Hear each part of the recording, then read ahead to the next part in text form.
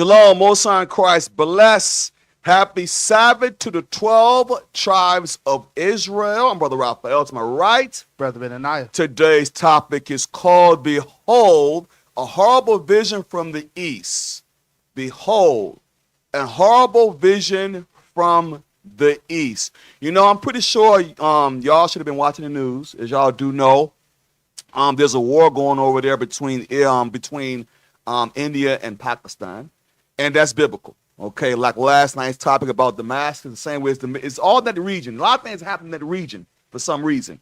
The Lord is raising up spirits. These things are biblical. You know, like today, we had a brother today, got kind of out of pocket today, and issued out some threats. You know, we're used to that. You know how we used to that by now.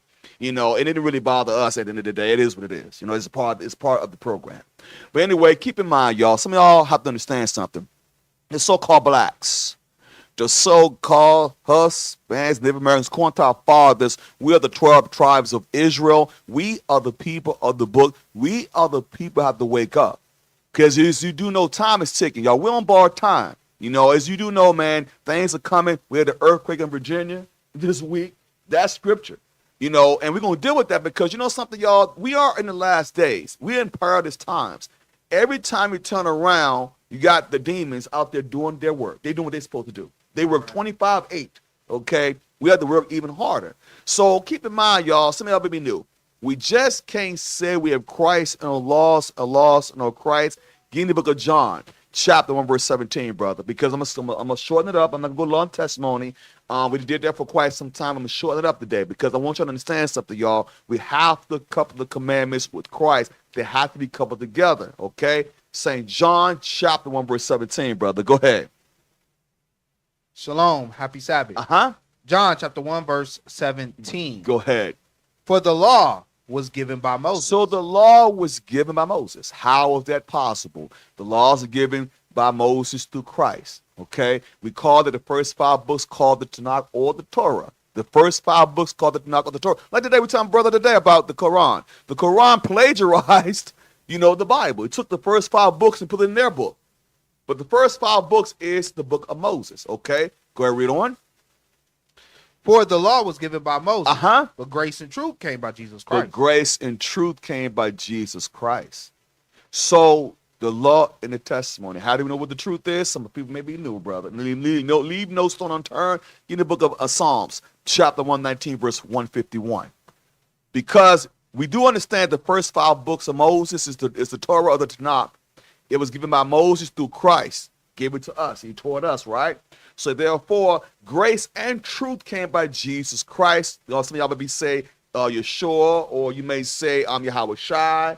We do know here the Son of the Most High. So give me that book of Psalms to the 119, verse 151, brother. Psalm chapter 119, verse 151. Go ahead. Thou art near, O Lord, and all thy commandments are truth. All thy commandments are truth.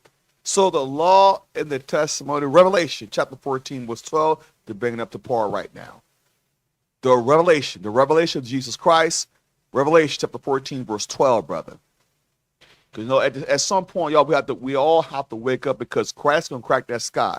And we cannot play any game with this truth. Why? Like last night, it's trouble in that region. Okay, we're going to deal with the trouble of the mingled people today. The troubling things that happen as we speak, okay? Revelation chapter 14, verse 12, brother. Go ahead. Revelation chapter 14, verse 12. Here's the patience of the saints. Y'all should know who the saints are in this organization. Be patient, everyone. I know some people keep saying, I can't wait to out this captivity, but be patient. A lot of injustices are happening to our people. Be patient. The patience of the saints. Go ahead, read. Here are they that keep the commandments of God and the faith of Jesus. To keep the commandments of God and the faith of Jesus. Read on, brother. Read. Verse 13. And I heard a voice from heaven saying unto me, Write, blessed are the dead which die in the Lord. Blessed are the dead. I mean, that could have happened today. The brother said, hey, he said, listen, I'll be back like Terminator. Okay? He came back twice. I said, okay. You know, it is what it is. I wasn't trying to provoke the brother, but it is what it is. It says, blessed are the dead. Because if you're doing this work, brothers and sisters, you become a martyr. I'm not trying to speed up the process, but the fact of the matter is, if it happens, it happens. You know what I'm saying? Wait, read it again. What does it say? Read it again. Read. And I heard a voice from heaven saying unto me, Write, blessed are the dead which die in the Lord from henceforth. Yea, saith the Spirit, Uh-huh. that they may rest from their labors, and their works do follow them. Your works gonna follow you, everybody. You're responsible for your works.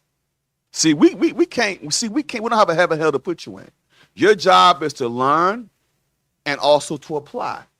So keep in mind, it's your responsibility to apply the commandments, to gather all the information you need to get salvation. It's up to you. Okay, make no difference to us. Our job is to preach the word, your job to follow it. Okay, so that's the point. Okay, and let's get to the point now. Let's get to the point of the matter. It says, behold, a horrible vision from the east. Give me the book of Romans, chapter 13, verse 11.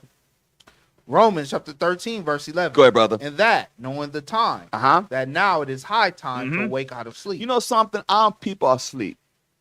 You know, they still sleeping on Dion's son. They still talking about that. That's nothing but a distraction. They're still talking about Shannon Sharp, another distraction. The playoffs are here. You know, everybody, you know, I get it. You know, we watch the game, but that's not a distraction. The Trumpster is at all time. He's all over the place. He wants to stop due process as a law. Okay, which is crazy. He's going against his own constitution, which he swore to protect. You know, it's crazy, isn't it? All these things are happening in the news. That's why, and they just elected another demon. That's Pope. It's Pope. Another demon. Okay, it's Pope. Okay, read on, read.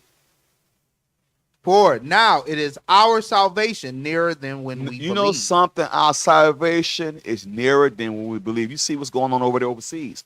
Those are signs. Those things are happening. That's how you know the Bible's a true book. Like I told the brother today, we say he was in Islam, right? I said, brother, what prophecies that Muhammad prophesied that came to pass? And you know where we went to? The book of Moses. Moses. Went right to Moses. So I said, brother, at the end of the day, what did so-called prophet of Muhammad prophesied that came to pass? You couldn't really tell me. But we stayed in the Bible though, which is beautiful. It was brilliant. Okay? We're gonna go ahead and read on, brother. Read.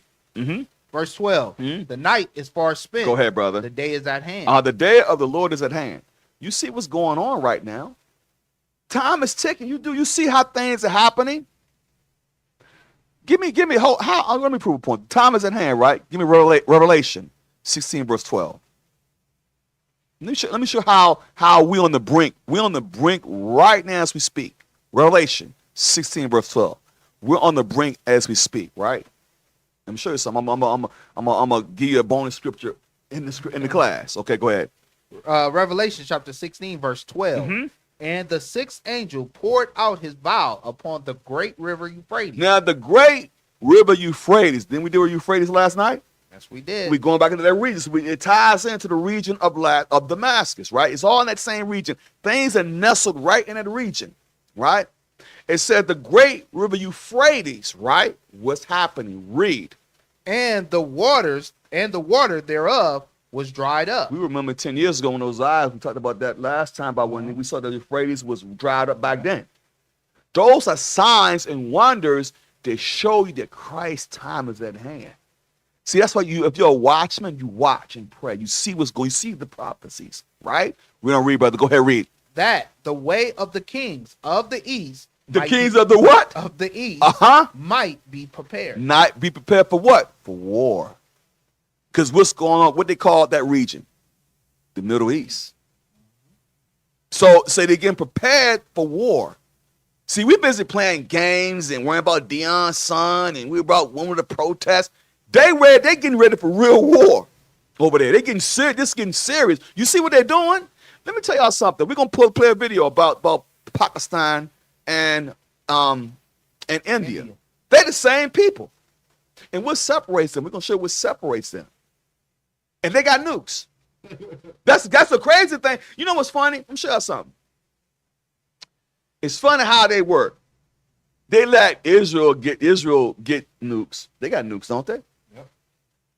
I just told you Pakistan got them. And also India got them. Saudi Arabia got them. But why they won't let Iran get one? They know what time it is. Boy. You know what I'm saying? They know who to let get them bad boys, y'all. Because they know they're gonna be in compliance with what they call NATO, with what they call the UN. But they know they let them boys, we're gonna deal with it. They let the other boys get their hands on it. Ain't gonna be nothing nice. What does it say? Read that one more time. What did it say? Revelation chapter 16, verse 12. Go ahead. And the sixth angel poured out his vial upon the great river Euphrates. We dealt with that last night. The great river Euphrates, Damascus was a great port. But the merchants came in, you know, all roads lead to Damascus, right? But remember, in Damascus, also war was going on as well in that region. It was. It's like a woman of great travail. When a woman goes into labor, she got labor pains, right? Same thing going on as we speak. Read. Go ahead. And the water thereof was dried up. Oh, and you see it's been dried up, what, 10, 15 years now? That's a prophecy. It's showing you signs and wonders. Read on read. That the way of the kings of the east might be prepared. The way of the kings might be prepared. Go back to Romans, brother. We're at Romans, okay? Go back to Romans. I'm just showing a point, right? Go ahead, read on. Romans chapter 13 and verse 12. Yes, sir. The night is far spent. The day is at hand. The day, we just showed you the prophecy. The day is at hand. Christ's about to crack that sky, y'all. Make sure you got your spirit right. Okay, end of the day, y'all, the new Passover going to be coming. The new Passover going to be among us, all right? It's coming, whether you want to believe it or not. Like one sister's going to say today, you know what's crazy? She said, I don't believe in that Bible. Straight up, right? So Brother Yoel was teaching, blew my mind. I said, dang, even Sirach looked like, counsel was like, wow. You know what I'm saying? And she said that thing, and we said, okay, we put Romans 3:3. It makes no difference whether you believe or not, sis. It ain't gonna stop the prophecies. So you had a chance to get yourself together, but you rejected it. The night is at hand. See, time is ticking, y'all. Listen, time is not on our side. I promise you that. And we have to know that we're being recorded. So the things that come out of your mouth, you better watch what you say. Mm-hmm. And watch what come out your mouth, because that's the same people that be on the news. Oh, that's my baby, and I didn't know this. Mm-hmm. Well, you spoke those things out your mouth, and you put those things in past because it's being recorded, and the Lord didn't like that. Great point, minister. Because like you said, she been the main one. A straight bullet hit. I'm not saying that on the sister. I pray she repent. But like you just said, you call on God when it's convenient for you. But remember, you gonna rewind that tape. You said, man, real quick, rewind that tape. Whoop. Remember that day? On May such and such, you had a chance to get yourself together, but you rejected it outright.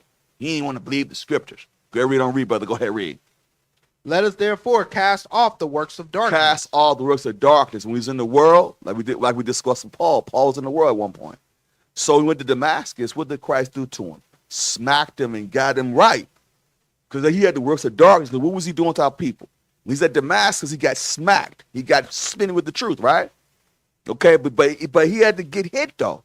Read like us. We don't read. And let us put on the armor of light. The armor of light. What's the light? Give me the book of Proverbs, chapter 6, verse 23. We haven't hit this in a while, right? We used to hit this in the beginning of the class, but we're gonna hit this. So what's the light? Y'all should know. We have to put on the armor of light, everyone. This is a spiritual war. We're fighting a spiritual war right now. Okay, what's the light? Proverbs 6:23. Proverbs chapter 6, verse 23. Go For ahead. the commandment is a lamp, And the law is light. Go ahead. And reproofs of instruction are the way of life. Because the commandments in Christ are supposed to correct you. If you're a person love to lie or still cheat, you're supposed to measure yourself with Christ and realize Christ wasn't a liar or thief, or he had no guile in his mouth. So Christ is our example. We follow him as the Bible is written. Go back to Ed and Romans, brother. Romans chapter 13 and verse 13. Yes, sir. Let us walk honestly as in the day. So walk honestly as in the day, because we the children of the light. Walk honestly. Okay, go read, brother. Not in rioting. No, not in rioting. So we don't supposed to be doing that. We don't supposed to be going out drinking, getting drunk, reveling, acting a fool. We're not supposed to do that. Read, brother. Go ahead. Rioting and drunkenness.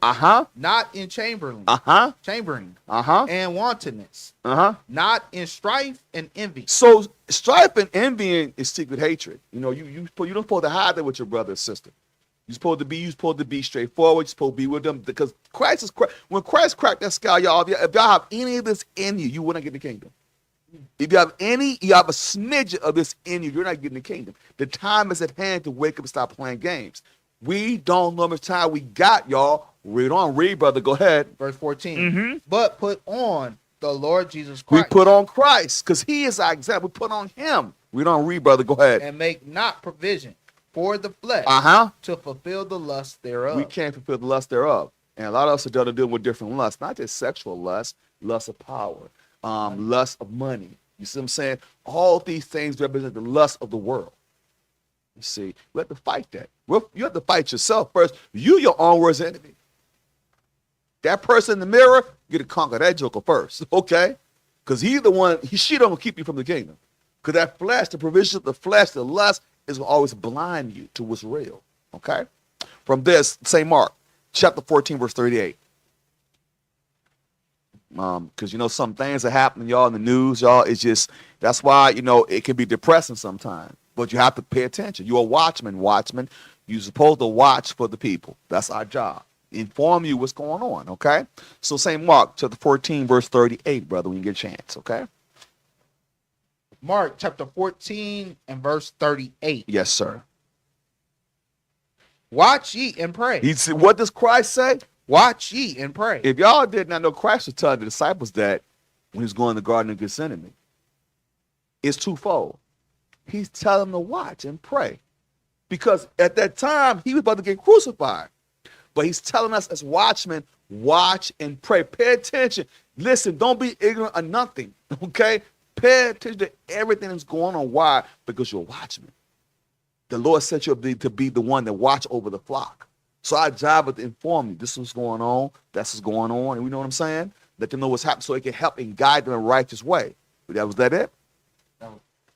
Verse 38. Watch ye and pray, lest ye enter into temptation. You see that, right? Lest ye enter into temptation. Because I'm going to tell y'all, man, Satan works 25-8. He ain't playing no doggone games with none of us. He don't fight fair. He don't fight fair. He doesn't, y'all. Unfortunately, he doesn't. We don't read. The spirit truly is ready, but the flesh is weak. You better believe that in the worst way. The spirit is ready, but the flesh is weak.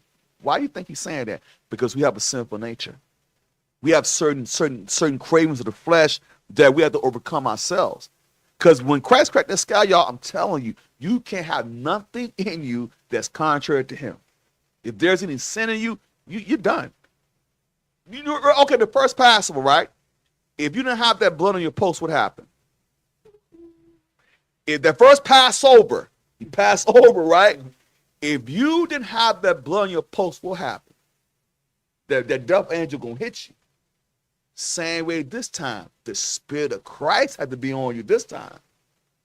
From the Passover judgment, why you think he said it? Why he say he gonna pass over you? Because that's the new Passover. This time it's the Spirit on you. You know? From there, Matthew 24, verse 3. The things are happening, y'all, in the news. All right. I want that. Mark and Matthew 24, verse 3. Matthew chapter 24 and verse 3. Yes, sir. And as he sat on the Mount of Olives, the disciples came unto him privately, saying, Tell us, when shall these things be? And what shall be the sign of thy coming and of the end of the world? So that's what we always ask. They've been saying the end of the world before we was even born, man. They've been saying that, Big Mama, and Big Daddy, and Pastor Money, Pastor Pork Chop. Oh, the end is coming. They've been saying that forever. Okay? They said, so the disciples asked like we asked, when should these things be? Okay? There's certain signs and wonders, right? Go read. Verse 4. And Jesus answered and said unto them, Take heed that no man deceive you. Take heed, no man deceive you. A lot of our people witness the demonicness of that dang on Pope. They falling out, going crazy. Oh my God, the Pope. Oh my God, it's the demon. Because you answer me this: where is the word Pope in the Bible? Show me. All right, I'm just being honest. Let's just deal with it for a second. Where is it in the scriptures where there is Pope in the Bible? And you're voting this joker in. See, and you know what's crazy? He's an American Pope. You know what's going to happen now? All the ideologies of America are going to be right in that daggone bad again. They know what they're doing. And it's going to be a big old problem. Because you're already saying love everybody. You're already saying it already. See? So let it be known It's gonna be a problem right there, y'all. But it said what the Bible said, what this Christ says this, what the Bible said. Read.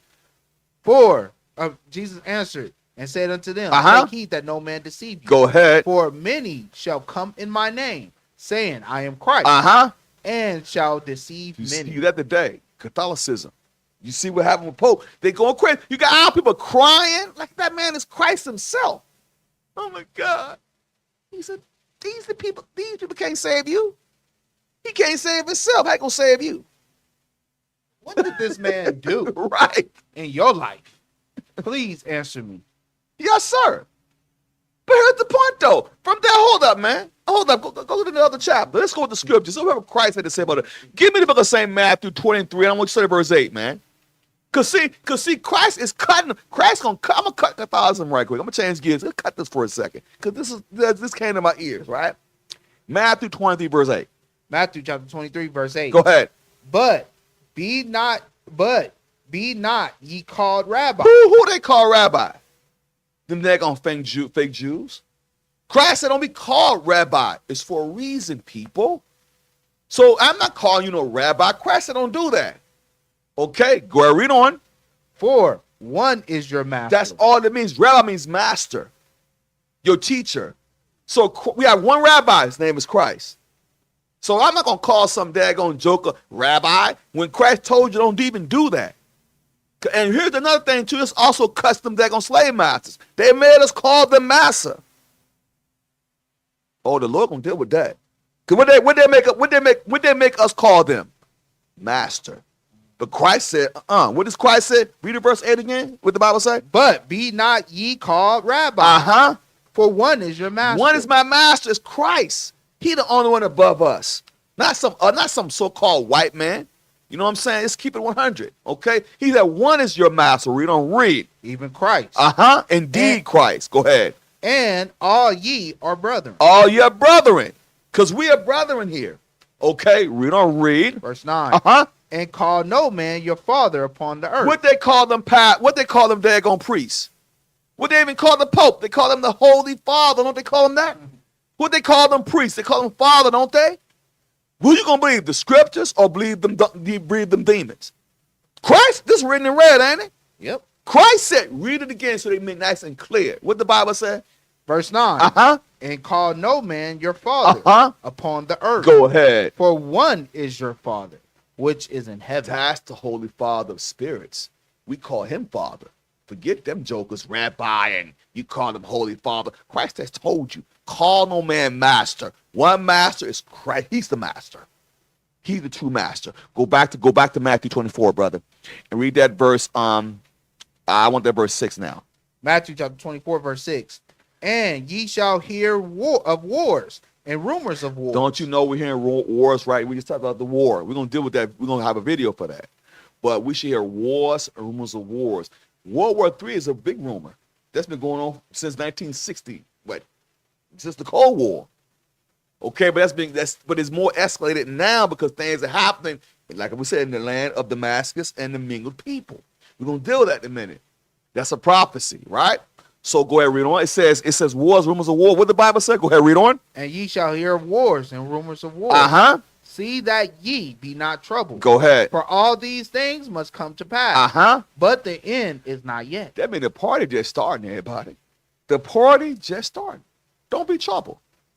Like we said, our job as watchmen is to show you these things have to come to pass.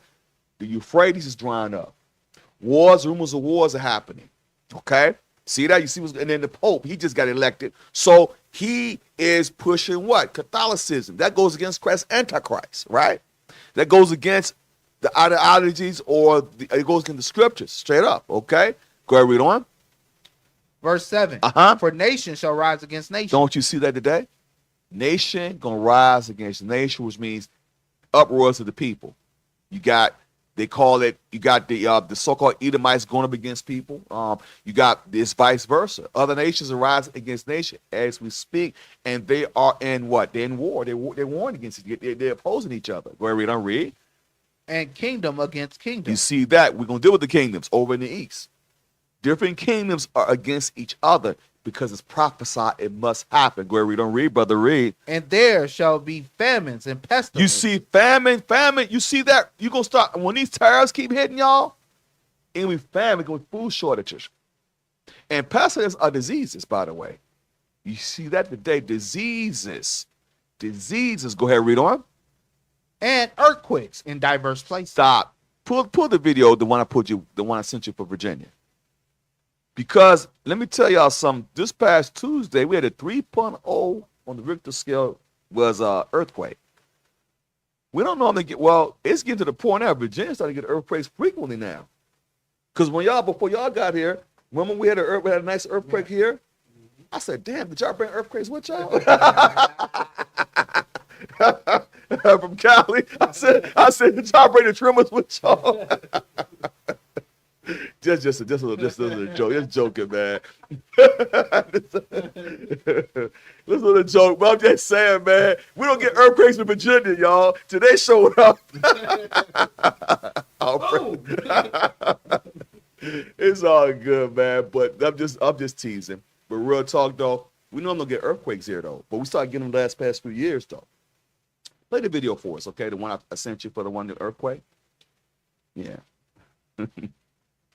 Some people in Central Virginia felt the earth rumble under their feet. I'm tempted to sing, but I won't. I know. I feel like it's not appropriate in this situation. The small earthquake happened early this afternoon. Meteorologist Brian Michigan has more on the shaking. Yeah, did you guys feel it? I didn't feel it.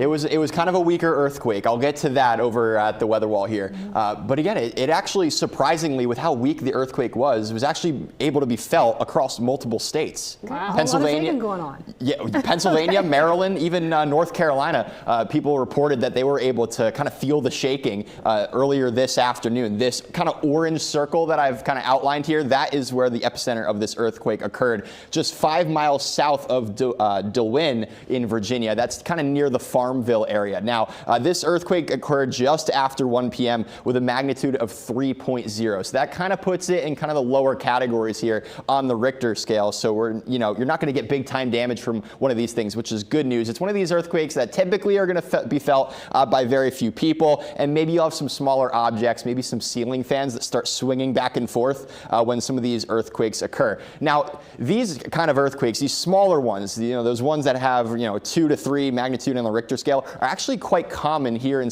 around Central Virginia, and that's because of the Central Virginia seismic zone. You kind of see this greenish outline here, this actually yellow little bullseye area here. We actually commonly get those really small earthquakes, those ones that really don't shake all too much, pretty common around Central Virginia. And if we look back to 2011, this one was a little bit stronger. This is probably one of the most well-known ones to occur in recent times here. Back in 2011, in August, we had a 5.8 magnitude earthquake occur in this zone, and it actually was able to cause damage to the Washington Monument here. Also, millions of dollars of damage of actual structures as well. So earthquakes can occur here in Virginia. Typically, they are on the lower end of the scale here. We're not going to see those big time earthquakes like we usually see off on the West Coast and into California, for example. But just to put it into comparison, the 2011 earthquake here, a wide-reaching impact across multiple states, over a dozen states, and even into Canada, some places were able to feel it. So with this earthquake that occurred today, a little bit weaker, down to the 3 magnitude here, a little bit weaker, not as far reaching, but still, if you were maybe sitting around or earlier today, you could have felt some of that.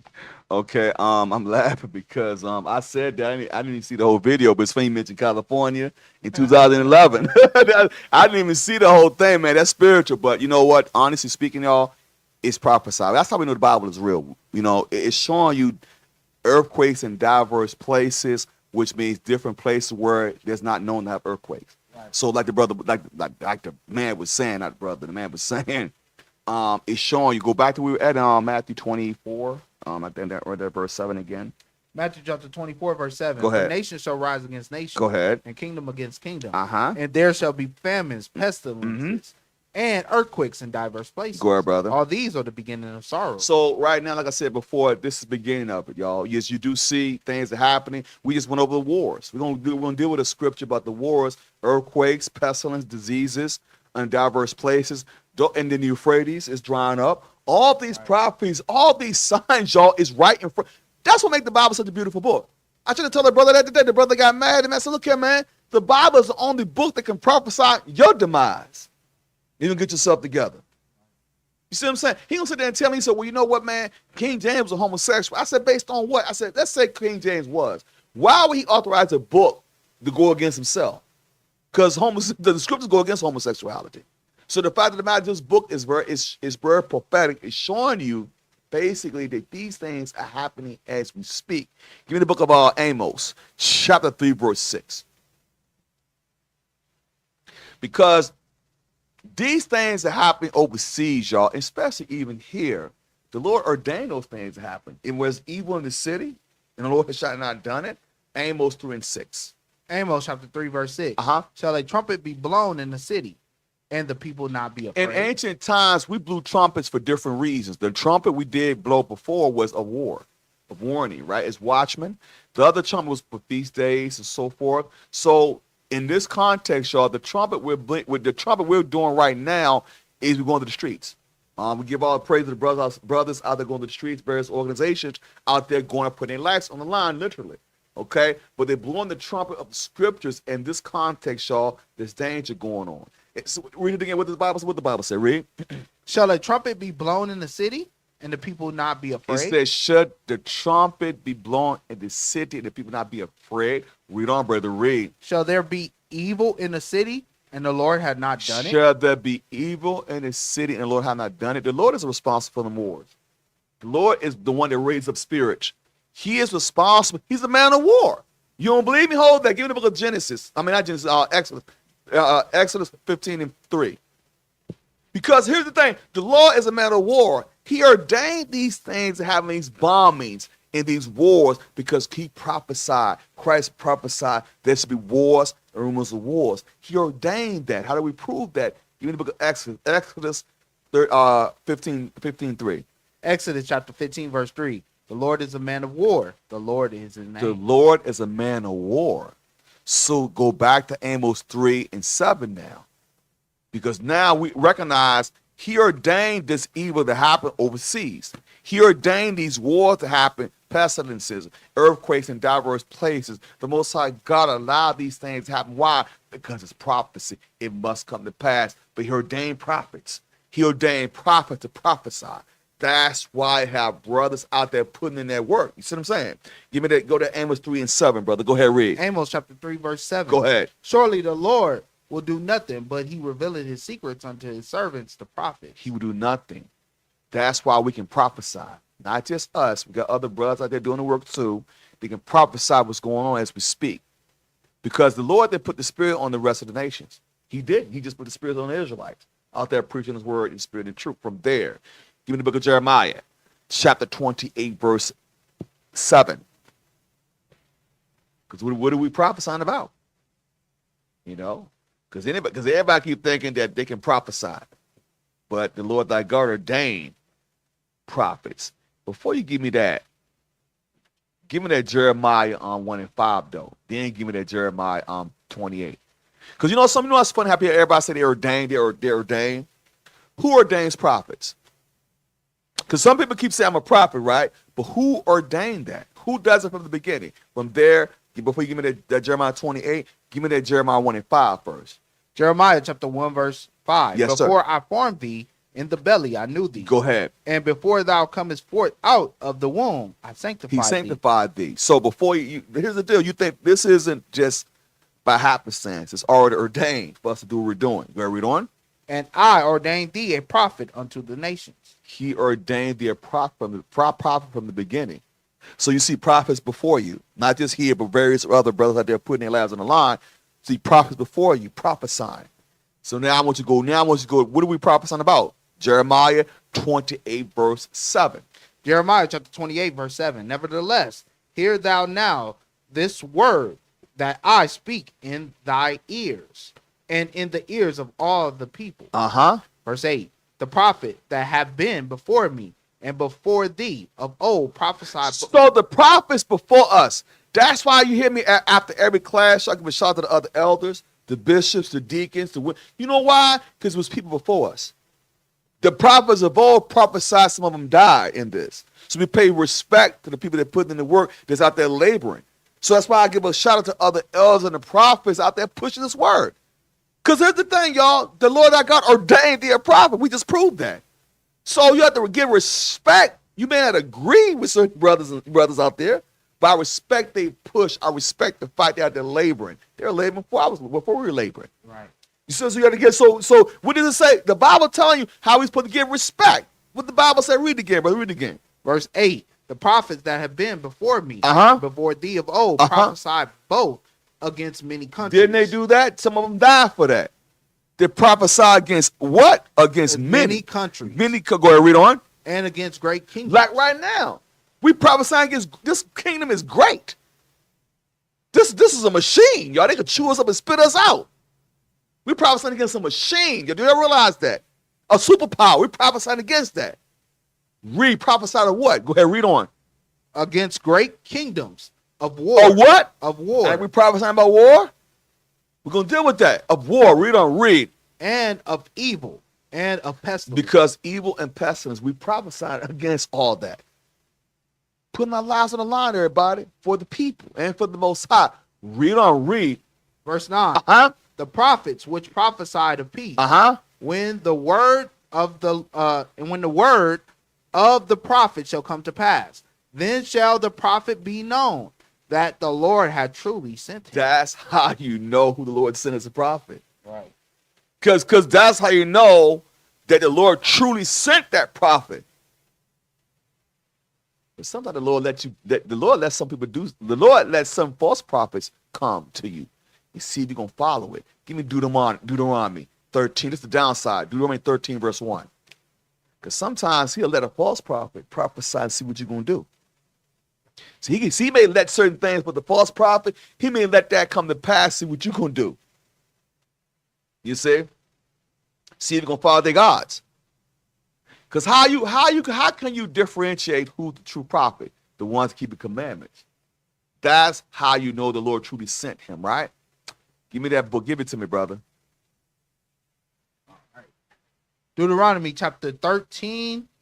In verse 1. Verse 1? Yes, sir. 13 and 1 or Yes. 14 and 1? 13 and 1. 13. Okay. Deuteronomy chapter 13, verse 1. If there arise among you a prophet or a dreamer of dreams, Okay. and giveth thee a sign or a wonder, Uh-huh. and the sign or wonder come to pass. So it can happen. Sometimes the Lord may let those faith healings are real, some of them are. He may let that false prophet do his great wonder. Just to prove you, see what you're gonna follow. Go read on, read. Whereof he spake unto thee, saying, let us go after other gods, which thou hast not known. Oh, like brothers today, to the brother today. He in Islam said, brother, our fathers didn't know nothing about no daggone cobblestone. Our fathers didn't know anything about white man Jesus. Our fathers didn't know anything about that. So the Lord's proving you to see if you're gonna follow that false prophet to destruction. Because if you hold fast what you know, you're gonna be like, no, that's false, that's foolish. Even though he may prophesy and it may come to pass. Or he may heal that person. But here's the deal though, the point of the matter is, the Lord is proving you. Go ahead, read on, read. And let us serve them. Uh-huh. Verse 3. Thou shalt not hearken unto the words of that prophet. He said, don't listen, even though it might come to pass. But he gonna want you to follow other gods. That's lowercase g, right? Right. He gonna have you follow those other gods, such as white man Jesus and Krishna and the cobblestone. See? So it may come to pass. It may happen. Go ahead, read on, read. Or that dreamer of dreams. Uh-huh. For the Lord your God proveth He's proven you to see you're gonna follow that false prophet. He may let it come to pass. Okay, let me just prove him. Let it happen. See if they're gonna follow me, because I'm a jealous God, or follow that false prophet. Go ahead, read on. to know whether ye love the Lord your God with all your heart and with all your soul. That's the point. So go back now. I want you to give me Ezekiel 33 verse 1. Still dealing with the watchman, because we're gonna deal with over there happening in the east. Because those things are coming to pass as we speak, everybody. Get ourselves prepared, all right, to the next level. Ezekiel 33 and verse 1. Start with that first. Ezekiel chapter 33, verse 1. Go ahead. Again, the word of the Lord came unto me, saying, Yes, sir. Son of man, speak to the children of thy people, and say unto them, when I bring the sword upon the land, if the people of the land take a man of their coast, and set him for their watchman, if when he seeth the sword come upon the land, he bloweth the trumpet and warn the people. Hold up. How do we warn the people? Go to Ezekiel. Hold up. Give me Ezekiel 30 and verse 1. Because here's the thing. The time is at hand. We're out there preaching this word, putting our lives on the line. Not just us, other brothers doing it as well. But what are we doing? What are we prophesying? Okay, go to Ezekiel 30 and verse 1. Then we come back to Ezekiel, okay?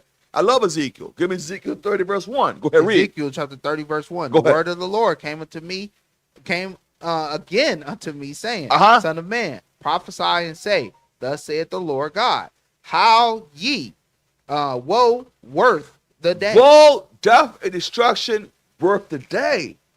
Because we almost on that third woe. We're gonna deal with it. We're on that second woe already. We're almost on that third woe. It says woe and woe worth the day.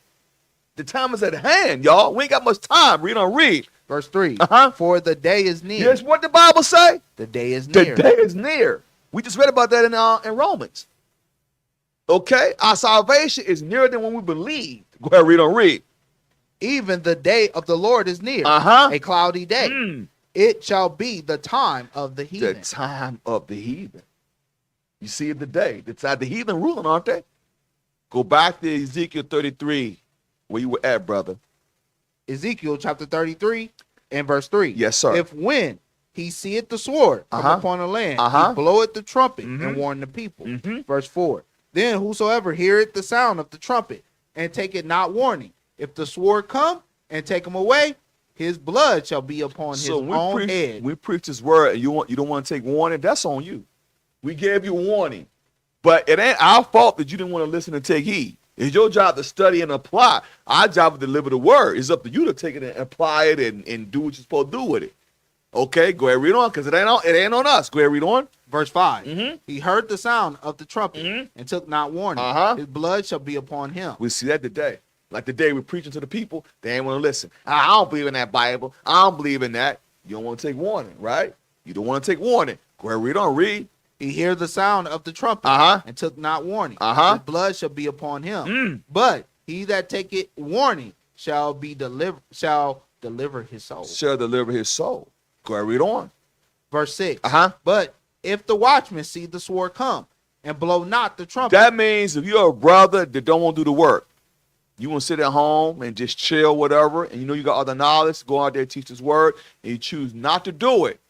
He said, the watchman see that if you see judgment coming and you know it's coming and you don't want your people, what did the Bible say? What the Bible say? Go ahead, read on. But if the watchman see the sword come and blow not the trumpet and the people be not warned, if the sword come and take any person from among them, he is taken away in his iniquity. But his blood will I require at the watchman's Because if we don't go to the streets and teach the people properly, and we make excuses, we don't want to do it. The Lord said they're going to fall on us because you knew that it was coming. You knew it was coming to the earth. You didn't want to warn your people. Okay, jump to verse 11. Warn them from what? Verse 11. Verse 11. Say unto them, as I live, saith the Lord God, I have no pleasure in the death of the wicked. He have no pleasure in the death of the wicked. Because we're trying to help our people. Go ahead, read on. But that the wicked turn from his way and live. Turn ye from your evil ways. For why will ye die, O house of Israel? Why will you die, O house of Israel? That's why we go so hard for this truth, everybody. Putting class together, going out to the streets. That's why, because we know what's coming. We know we don't have. Look, y'all. The time is ticking. The clock is ticking. When that clock hit 00, game over. Even in sports, when it hits 00, brother, you ain't shot that last shot or whatever. Okay, game over, y'all. Ain't no coming back from that. That means, you know what that means? When the clock is done, that means there's no more room for repentance. Then judgment gonna come now. I'm saying that's why the Lord said, go out there and teach the people. Go to Ezekiel 3 and 17 now. Just showing y'all a little illustration. We'll get right into it. Because as watchmen, y'all, we are ordained to do this. We have to tell y'all what's coming to the earth. We had just had earthquakes in diverse places. We just discussed, about wars, rumors of wars, wars of the people, pestilence. These things we must keep preaching, telling people what's going on. Go read on. Ezekiel chapter 3, verse 17. Go ahead. Son of man, I made thee a watchman unto the house of Israel. Uh-huh. Therefore, hear the word at my mouth Uh-huh. and give them warning from me. Warning from what? 2 Corinthians chapter 5, verse 10 and 11. Because he said, give them warning from him. Because Christ, the Lord is the one that ordained these wars, y'all. He's stirring these people up. Hope y'all know that. He is stirring this up. Now it's time. Time is at hand, y'all. We just read about that. The day of the Lord is coming. We're in the time of the Gentiles, okay? So I want that 2 Corinthians 5, verse 10 and 11. 2 Corinthians chapter 5, verse 10. Yes, sir. For we must all appear before the judgment seat of Christ. Oh, you better believe that. You're not going to show up with an organization. What if you're married with your spouse? You're going to show up by yourself to make sure you're right with Christ. We all must appear for the judgment seat of Christ. Where we don't read, brother, read. That everyone may receive the things done in his body according to that he had done, whether it be good or bad. Go ahead, brother. Verse 11. Uh-huh. Knowing therefore the terror of the Lord. You see the terror of the Lord? He's allowed these spirits to rise up to bring terror. They call them terrorists, don't they? Knowing therefore the terror of the Lord. We know what's coming to the earth, everybody. Get ourselves right. Go ahead, we don't read. We must persuade men. We persuade men. But we are made manifest unto God. How do we persuade men? By going to the streets. By showing people what's coming to pass. I want you to give me that video. Okay? The one show y'all something. Then we go into scripture, right? I'm show y'all what's happening right now. We just discussed it with India and Pakistan. We're gonna go over that right quick. I'm gonna show you what scripture say about that. Fox News Alert. India firing missiles into Pakistani-controlled territory overnight, reportedly killing at least 26 people in what Pakistani leaders are calling an act of war. That's right, and the stakes could not be higher as both India and Pakistan have nuclear weapons. Lucas Tomlinson joins us now with more. Lucas. Well, good early morning, Carly and Griff. The Indian government says it launched airstrikes against terrorist camps in Pakistan in retaliation for a terrorist attack in Kashmir 2 weeks ago that killed dozens of civilians, one of the deadliest massacres in decades. In a briefing to reporters, Indian officials say 9 targets were hit in Pakistan and on the Pakistani side of the disputed Kashmir region. Here's President Trump after learning about those strikes. It's a shame. We just heard about it just as we were walking in the doors of the Oval. Just heard about it. I guess people knew something was going to happen based on a little bit of the past. They've been fighting for a long time. You know, they've been fighting for many, many decades and centuries, actually, if you really think about it. No, I just hope it ends very quickly. Now, the dispute over Kashmir dates back to 1947, following the partition of British India into India and Pakistan. Both countries claim the entire Himalayan region. For decades, the area has been contested. The strikes overnight marked the deadliest encounter between nuclear-armed nations in over 5 years. At least 2 Indian fighter jets were reportedly gone down. Pakistan claims to have shot them down. Both India and Pakistan are bitter enemies and have fought several wars, the last one back in 1999. The Trump administration is urging both sides to de-escalate the tension. Secretary of State Marco Rubio said in a statement, quote, "I am monitoring the situation between India and Pakistan closely. I echo the president's comments earlier today that this hopefully ends quickly and will continue to engage both India and Pakistani leadership toward a peaceful resolution." And Pakistan has denied involvement in the terrorist attacks and said it would respond to the Indian airstrikes at a time and place of its own choosing. Griff, Carly? Lucas Thompson live for us. Lucas, thank you so much. Let's bring in Chief Editor of the Middle East Forum, Jim Hansen. Jim, good morning to you. You know, we're talking about an escalation in conflict between 2 nuclear-armed countries. How should we view this development, and what happens next? Yeah, there's no upside to any of this. This is not the first time that Pakistani terrorists inside of India. The Mumbai attacks were done by apparently one of the same groups that was involved with this. And India holds the Pakistani government responsible for the fact that those groups are allowed to operate and have safe haven in their country. So the idea that they would attack what was a camp they say was one of the ones involved in this is not surprising. What remains to be seen is how badly Pakistan feels they need to go ahead and retaliate, and will that escalate things into open conflict? Jim, this sort of took everyone by surprise, obviously, that follow global events here in the U.S. And now, as you point out, we have two nuclear-armed countries with a long history of war.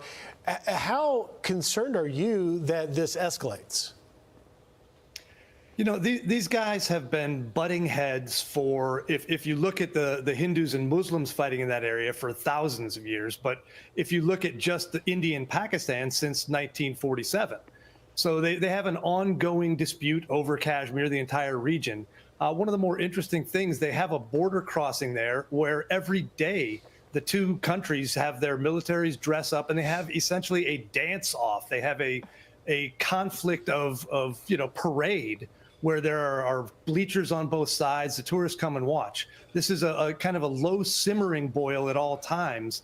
Now the fact that there was a terrorist attack killing dozens of tourists in India, and now the retaliation inside of Pakistan, that could definitely reach a much higher boil if this doesn't stop soon. Well, if this does escalate, we have good relations with India mixed with Pakistan. What does U.S. involvement look like?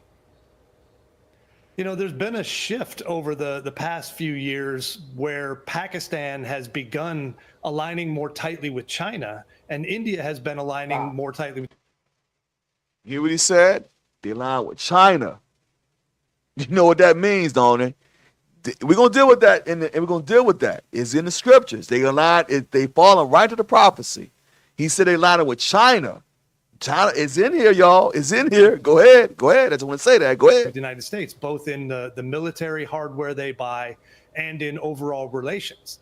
India is one of the countries that President Trump is most likely to make a trade deal with in the near future. So I think we have a large amount of, if not influence, at least connectivity with India and less with Pakistan. We've been removing ourselves from them. So hopefully we can, convince the Indians that this does not need to turn into another war. We've got a land war in Europe that's been going on for 3 years. The Middle East is still on fire.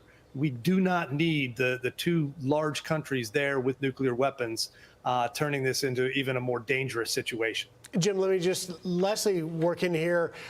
How does China or Russia factor into this incident? Russia used to supply a lot of military equipment to India, and that's been less over the passing years.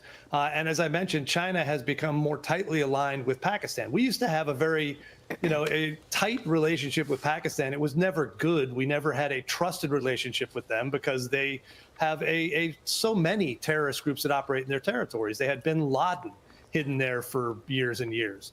So we've moved away from that as we moved away from Afghanistan. So I think there is the element of a U.S. and China behind the scenes on this, both probably talking to the respective countries. And the hope is that we can at least say this does not need to become a larger war. And it's certainly no one wants this to go to the highest level, and have the nuclear genie out of the bottle. Jim Hansen, thank you so much for joining us with your analysis on this. We appreciate it. Thanks, Jim. That it? Okay, now, I hope y'all pay attention to what they were saying, the major players behind the scenes. You had China. We're gonna read about that in the scriptures. They're all the mingled people that's nestled right in that spot. We did what Damascus last night. We're gonna show you the nestled, the people that's in that region. All right. They talked about China. They talked about Pakistan. They talked about even Russia. So all these major players that's playing in this, y'all. Jeremiah, chapter 25, verse 13. And this is twofold, by the way. Because Jeremiah's in what captivity? Y'all should know. Y'all know Babylonian captivity. But anyway, this twofold. But give me the Jeremiah 25, verse 13. And pay attention to what it's saying, y'all. Pay attention to the nations. Jeremiah 25, verse 13. The book of Jeremiah, chapter 25, verse 13. Go ahead. And I will bring upon that land all my words which I have pronounced against it, Uh-huh. even all that is written in this book, Uh-huh. which Jeremiah the prophet had prophesied against all the All nations. nations. Remember, we talked about that in Jeremiah 28, how you prophesy against all nations, right?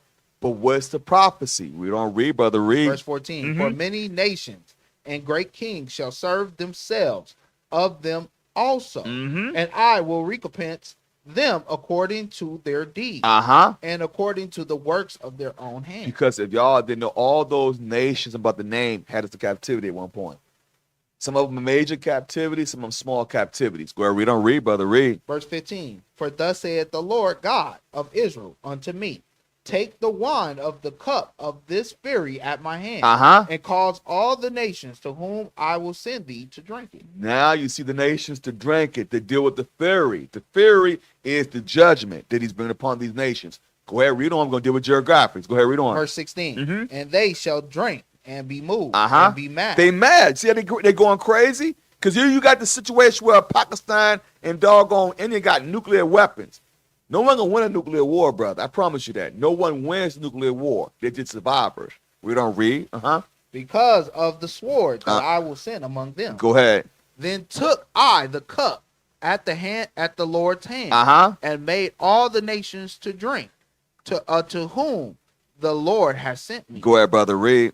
Verse 18. Uh-huh. To wit, Jerusalem and the cities of Judah, and the kings thereof, and the princes thereof, to make them a desolation, Uh-huh. in astonishment, in hissing, and a curse, as it is this Because day. even in Jerusalem right now, it's getting desolate over there. They're getting wars and wars all the time. You know, if we were empowered, there would be no war in Jerusalem. There'd be no war in the cities of Judah.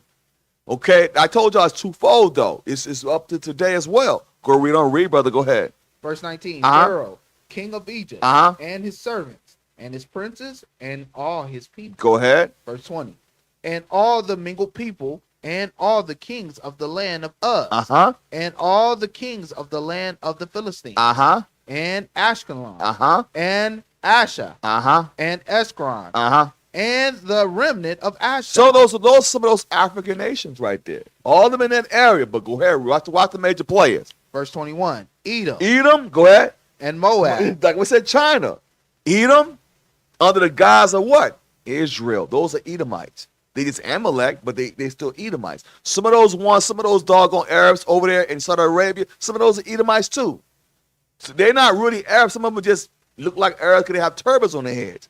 But some of them are real. Some of those are actual Edomites. But Moab is over there. We just dealt with China. They say China is backing who? They backing one of those nations, right? And Russia is Edom too, by the way. Russia is Edom as well. Go ahead, read on, read. and the children of Ammon, Uh-huh. Ammon, the Japanese, they're gonna play their part. Go ahead, read on. and all the kings of Tyrus, Uh-huh. and all the kings of Zidon, Uh-huh. and the kings of the isles which are beyond the sea, Go ahead. Dedan, Uh-huh. and Tema, Uh-huh. and Buz, Mhm. and all that are in the uttermost corners, Mhm. and all the kings of Arabia. Of a who? Arabia. So you're dealing with the Arabs now.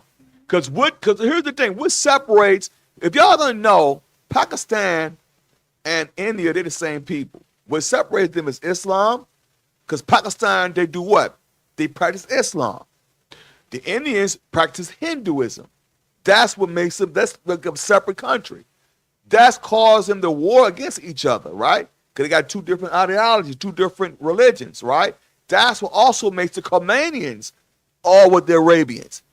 Because the Arabs, they practice Islam.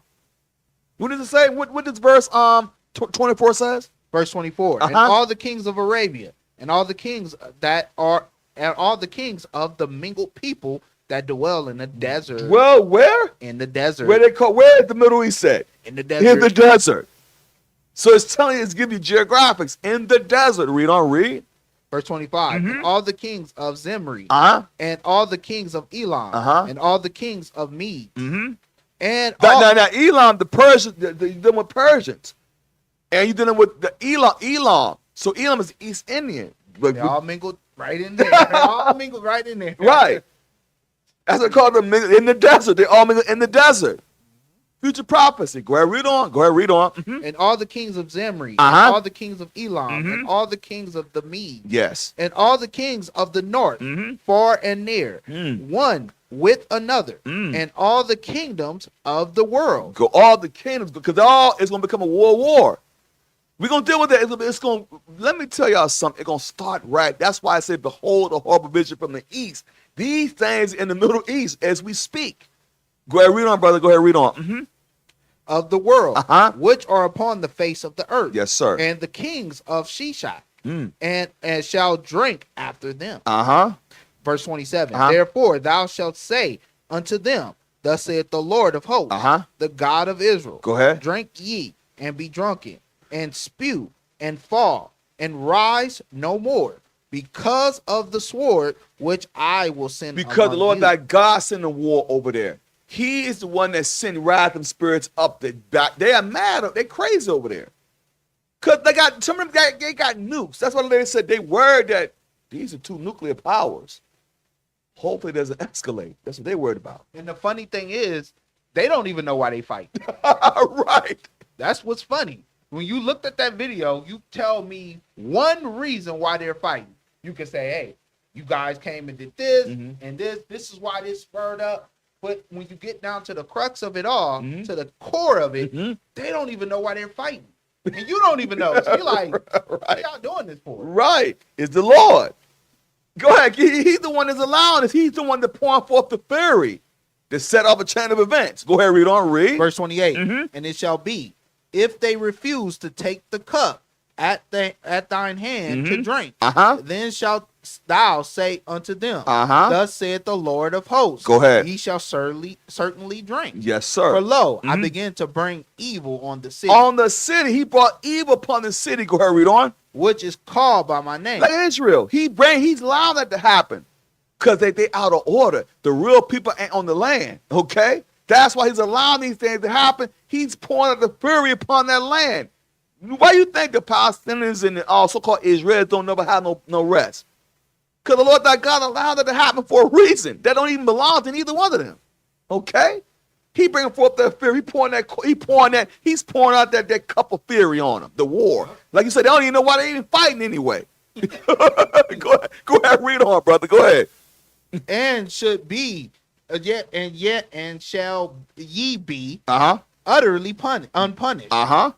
And ye shall not be unpunished, for I will call for a sword upon all the inhabitants of the earth, saith the Lord of hosts. Go ahead, brother. Therefore, prophesy thou against them all these words, and say unto them, the Lord shall roar from on high, and utter his voice from his holy habitation. Go ahead.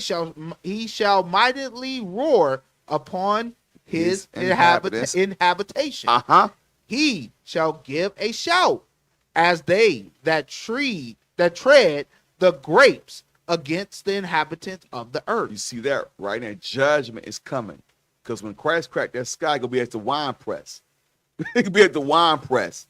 Okay? It's gonna be like the blood gonna be to the horse's bridle. People know what's coming to the earth. Go ahead, read on, read, brother. Go ahead, read. Verse 31. A noise shall come even to the ends of the earth. What noise is that? Them bombs dropping. Cause they worried about the bombs over there. Cause they got look at the Arab, look at the nations that got warheads in just the Middle East. Saudi Arabia got them. Israel got them. Pakistan got them. India got them. That's just the Middle East. They don't want them Khomeinis to get it though. Cause when the Khomeinis get their hands on, they're gonna use it. I promise you that. He's telling you that. Go ahead, read on. They're gonna use it. Read on. Go ahead. For the Lord hath a controversy with the nations. He will plead with all flesh. He will give them that are wicked to the sword. Saith the Lord. Yeah, give him judgment. Go ahead, read on. Verse 32. Thus saith the Lord of hosts. Behold, evil shall go forth from nation to nation. That's happening from nation to nation. Read on. And a great whirlwind shall be raised up from the coast of the earth. What's that whirlwind? The war. That whirlwind is coming. And it's happening as we speak, right as we speak. The Lord thy God is stirring up these nations. He's bringing judgment. Go ahead, read on. Verse 33. And the slain of the Lord shall be at that day from one end of the earth even unto the other. Go ahead. End of the earth. Yes. They shall not be lamented, neither gathered nor buried. They shall be dung upon the That's ground. how it's gonna happen, y'all. Lord ain't playing. That place, we say it's in the desert. The valley of Jehoshaphat, the valley of decision.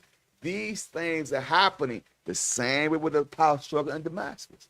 It's a power struggle over there as well. They're fighting for different lands. They're fighting for these different things, okay? All right? From there, 2nd Ezra, chapter 15, verse 28. Because it all ties into this right here, right now. Because we recognize that in Jeremiah, he's prophesying about the mingled people. All the players that's playing their part in the Middle East as we speak. They got their hands in it in one shape or form, right? It boils down to this. It plays up to this. 2nd Ezra, chapter 15, verse 28. 2nd Ezra chapter 15, verse 28. Yes. Behold, a horrible vision, and the appearance thereof from the east. Verse 29. Where the nations of the dragons of Arabia shall come out with many chariots. You see that today, because right now what's happening, they're positioning themselves as we speak. Because in the Middle East, you better believe the wild man's watching. Everything's going on. He's okay. They doing all that crazy mess. He's sitting back watching. Like, oh, okay. Okay. They doing all that. He just sitting back waiting. Waiting. You know what I'm saying? He just waiting. Go ahead, read on. Where the nations of the dragons of Arabia shall come out with many chariots. And the multitude of them shall be carried as the wind upon the earth. What's the wind? War. Because we do know with wars, rumors of wars, but as they come as wind upon the earth, we don't read, brother. Go ahead. That all they which hear them may fear and tremble. You see that? Because they worry. You see they worried about, well, hope they don't use a nuke. they got nuclear capabilities. Who authorized them to have nukes? Think about that for a second. Who authorized? Remember something? They said America actually has a hand in that. Could they allow them to have nukes? How does Saudi Arabia get nukes? Because they're in compliance with America. See, once you're in compliance with the West, they allow you to have certain things like warheads. Because they know you won't go against the ideology. They know that. But the real boys, they know them real boys ain't gonna be playing. The real boys ain't playing. These are the real boys right here. See, they don't want these real boys to get their hands on a nuke. They don't want that to happen. That's why it's behold the horrible vision from the east. Where we don't read, brother. Go ahead, read. Verse 31. Yes, sir. What? No, let me finish. Okay. And join battle with them, and shall waste a portion of the land of the Assyrians. Oh, you see that right now. Oh, wait. That wasn't it. That wasn't it.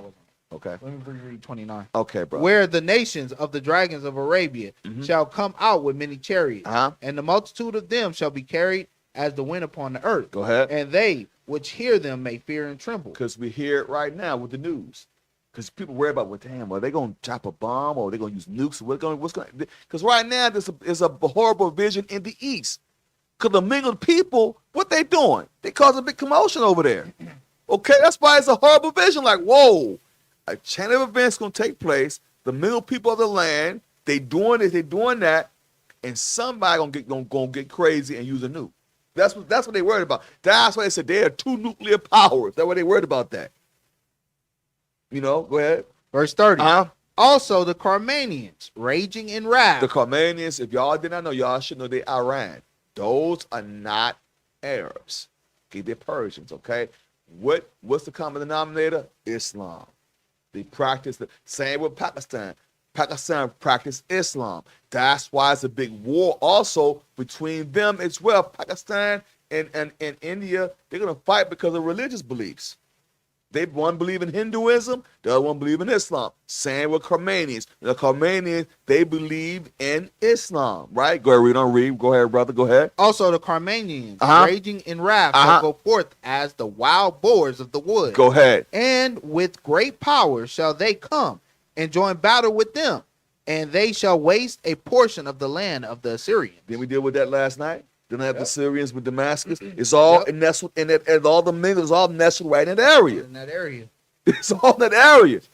There's a great tumult going on, y'all. Hope y'all know what's coming. Read on, read. Verse 31. Uh-huh. And then shall the dragons have the upper hand. Go ahead. Remembering their nature. What's their nature? Hold that. Genesis chapter 16, verse 11 and 12. Remember their nature. Their nature, right? Because remember something, the major players are right over there in what we call the desert, in the Middle East. We just read about that in Jeremiah. But it's showing you the Khomenians going to up the stakes, though. Because they believe in that Islam, y'all. They ain't playing no doggone games. They believe they died. They getting Jannah. They getting 70 virgins. They getting all, they believe they die. They believe they die for their cause. That's how they believe, y'all. How you going to fight a man like that? How you going to fight something that don't mind dying? You know what I'm saying? How you going to fight? How do you fight something like that, y'all? That they believe in their mind, if I die, I'm getting Jannah. You know what I'm saying? Remember their nature. Genesis chapter 16, verse 11, brother, and 12. How you gonna fight? You can't fight a man that has nothing to lose. Look, let me tell y'all something. It's hard to fight somebody like that, y'all, that don't mind dying for their cause. Well, he's willing to take out millions. Yes. With his life. Yes. He's willing to take out millions. So what are you going to do to combat that? They believe in 70 virgins, and they call it Jannah. Jihad was a holy war. They believe jihad is a holy war. They believe that, y'all. These people, they serious about it. We sitting there playing. Meanwhile, we sitting there playing. They ain't playing. They ain't playing, y'all. They will kill themselves and kill you on top of it. What's their nature? Genesis chapter 16, verse 11 and 12. Genesis chapter 16, verse 11. Go ahead. And the angel of the Lord said unto her, Behold, thou art with child. Uh-huh. Thou shalt bear a son, and thou shalt call his name Ishmael. Uh-huh. Because the Lord had heard thy affliction. Verse 12. Uh-huh. And he shall be a wild man. Oh, you know what? He's wild. The wild man, he's quiet. He's watching everything going on. Just waiting. We're going to get our Islamic State together. We're going to come together, conspire together. See, because right now what's going to happen, y'all, it's going to cause them to form the Islamic State. Them 12 princes that you see over there nestled in that mingled area, when they come together, y'all, it's going to be game time. Okay? Go ahead, read on. Go ahead, read. And he shall be called, and he shall be a wild man. You better believe it. Read. His hand will be against every man. Don't you see it? His hand against everybody. His name really means affliction. Straight up. He's afflicted. Straight up. He ain't playing no doggone games. He believe if he die, he getting 70 virgins. He's getting Jannah. That's what he believes in. Go ahead, read on, read. And every man's hand against him. You better. Everybody want to fight. We got to protect ourselves from this crazy man, because he will kill himself to get his point across. How many people believe like that, y'all? Not many. Not many. Go ahead, read on, read. And he shall dwell in the presence of all his brethren. The mingled people. The Middle East, the 12 princes. They all that one region. We just read about that in Jeremiah. All those people are nestled in an area called the Middle East. Okay, that's why Ezra said, "Behold, a horrible vision from the east." That's horrible, y'all. That's horrible to look upon. Go back. I want you to give me Matthew. We have a job to do, y'all. Matthew 9 and 35. Let me tell y'all something, y'all. Well, we have a lot of work to do, y'all. Men, women, and children. That's why Christ says this. Matthew chapter 9, verse 35 through 38. Christ says this, y'all. We don't have much time to play games, y'all. Time is ticking. We don't know how much time we got.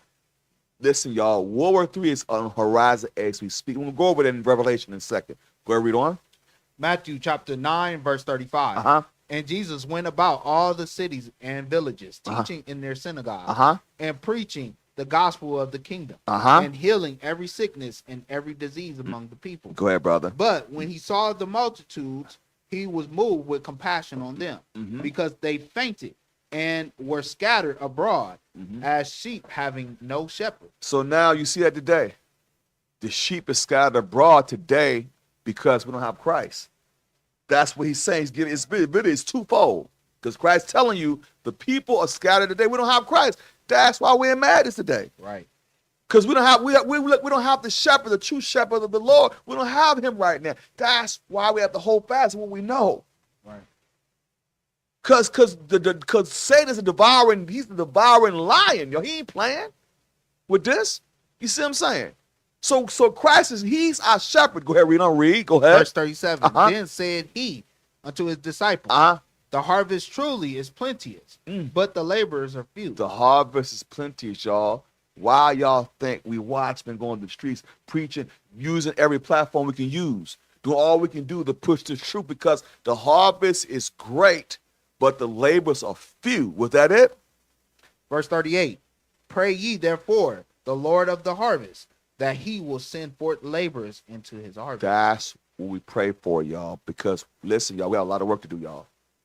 We have a lot of work to do. Why? Revelation chapter 8, verse 13. I'm gonna tell you why we got a lot of work to do. We're gonna prove some points. Christ told us to do this for a reason. We ain't just saying that, y'all. Revelation chapter 8, verse 13.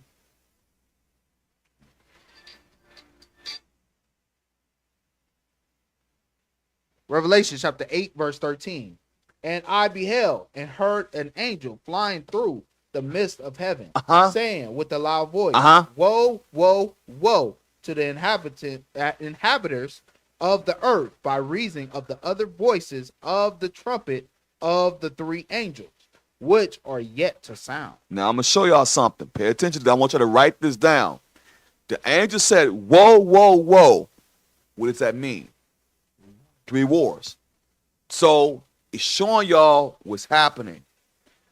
Give me the book of Revelation, chapter 11, verse 14 now. Now y'all recognize the angel said, whoa, whoa, whoa, right? We're in the midst of this as we speak. We're going to prove a point. So in Revelation, chapter 11, verse 14. Write this down, y'all. Revelation, chapter 11, verse 14. The second woe is past. The what? The second woe is past. The second woe is past. World War II. Well, how do we know that? Let's go to the first woe. Give me the book. Not book. Give me. Why don't you write this down, everybody? World War I was July 28th, 1914 to November 11th, 1918. That's the first woe.